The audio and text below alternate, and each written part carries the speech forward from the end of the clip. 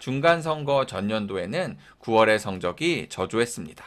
현 정부 입장에서도 내년에 선거가 임박해서 증시가 좋은 것이 더 유리하기 때문에 굳이 안녕하세요. 직장인 투자자입니다. 제 채널은 시장을 살아남는 데 도움이 되는 리얼한 시장 이야기를 전달드리고자 합니다.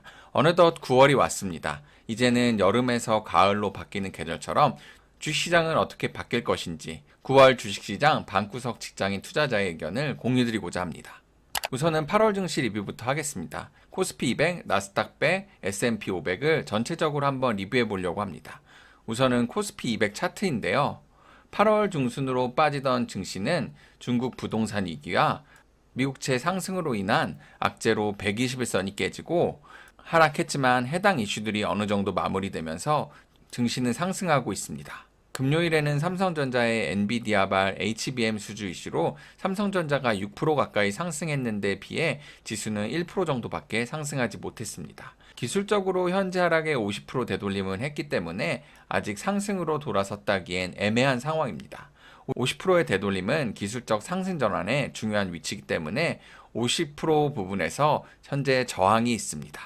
두 번째는 미국 증시입니다. 우선 나스닥 100을 보겠습니다. 한국 증시와 다르게 역시 강합니다. 테슬라, 엔비디아 그리고 애플의 반등으로 인해 나스닥은 제법 반등했는데요. 기술적 상승 자리인 되돌림 50% 자리를 넘어 상승을 하였습니다. S&P 500 또한 하락의 50% 이상의 되돌림이 나왔고 이는 기술적으로는 단기 하락 추세를 돌파하여 상승 전환했다고 볼 수 있습니다. 하지만 모든 지수가 기술적으로만 움직이지 않기 때문에 하락의 50% 이상 상승하여 기술적 상승 구간에 들어갔다고 해도 언제든 다시 하락의 추세에 들어올 수 있습니다. 그렇다면 한국 증시도 미국 증시에 따라서 기술적 상승 구간에 따라 들어가고 앞으로 계속 상승할까요? 전 아직 한국과 미국 증시에 대해 아직 부정적으로 보고 있습니다. 그럼 제가 왜 9월 시장을 여전히 부정적으로 보는 이유에 대해 이야기하도록 하겠습니다. 우선 구독을 안 하시는 분이 있다면 구독해 주시면 감사하겠습니다. 그리고 다양한 의견도 남겨주시면 감사하겠습니다. 첫 번째 이유는 9월은 통계적으로 약한 달입니다. 해당 지표를 보면 1960년부터 2022년까지의 9월, 10월, 12월의 주식 성적표입니다. 9월의 실적은 보시는 것처럼 통계적으로 약한 달입니다. 여기서 몇몇 분께서는 내년에 미국 선거가 있기 때문에 바이든이 증시 하락을 용이하지 않을 거라서 다르다라고 이야기할 수도 있는데요. 그럼 과연 그럴까요? 그 답을 찾기 위해 지난 대통령 3년차의 월간 계절성 성적 지표를 보도록 하겠습니다. 여기서도 볼 수 있듯이 중간선거 전년도에는 9월의 성적이 저조했습니다. 현 정부 입장에서도 내년에 선거가 임박해서 증시가 좋은 것이 더 유리하기 때문에 굳이 현재 증시가 회복 불가 상태가 아닌 이상 적당한 조정과 시장의 흐름을 오히려 반길 수도 있을 겁니다. 그렇다면 왜 통계적으로 9월의 증시가 유독 성적이 저조할까요?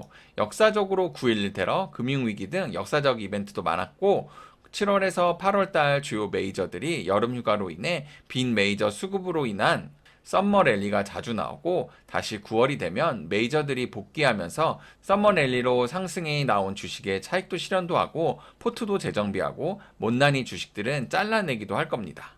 그리고 8월까지의 실적 발표로 인해 9월이 되면 기업 실적에 대한 기대감도 다 반영된 시장이기 때문에 추가적인 개별 호재가 없는 달이기도 합니다.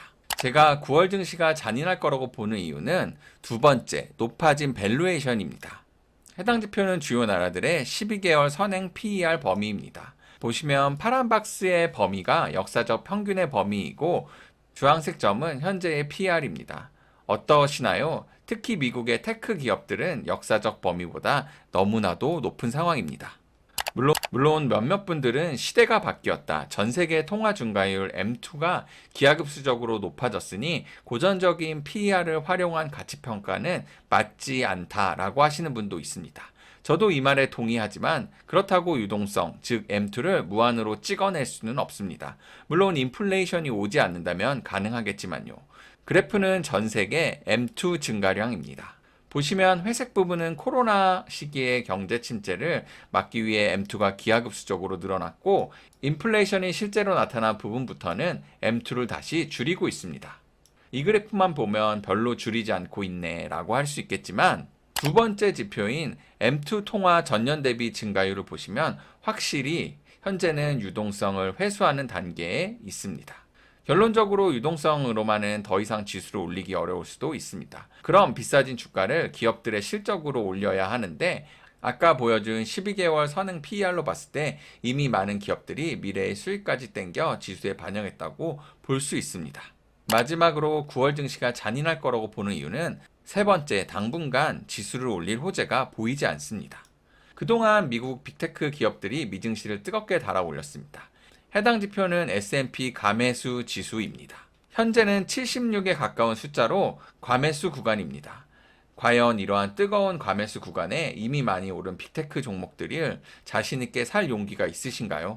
현재 미국 증시를 이끌었던 빅테크를 떠올리면 구글, 마이크로소프트는 당분간 호재는 없어 보이고 테슬라는 신규 AI 산업 등과 같은 미래의 산업의 로드맵을 그리지만 실질적인 자동차 가격 인하로 당분간 Q는 늘지만 P는 줄어 영업이익이 크게 늘지 못할 거라는 시각이 팽배합니다.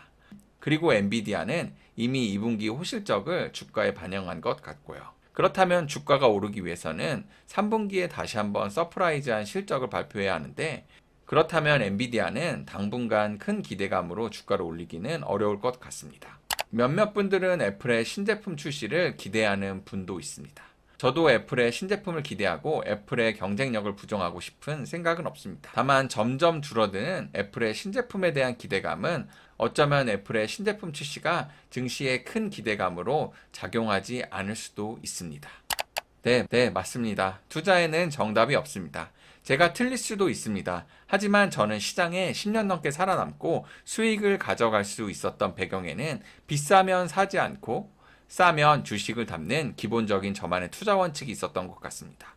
그리고 한국 증시를 주로 하지만 연계성이 높은 미증시도 꾸준히 보고 연계된 흐름을 분석해보는 것입니다. 개인적으로 현재의 증시는 지난번 고점을 찍고 쌍봉을 찍고 조정을 받는지 혹은 현재 패턴에서 헤드앤숄더의 모양으로 조정을 받는지를 생각하고 있습니다. 같이 공부하고 시장에 살아남으셔야 합니다.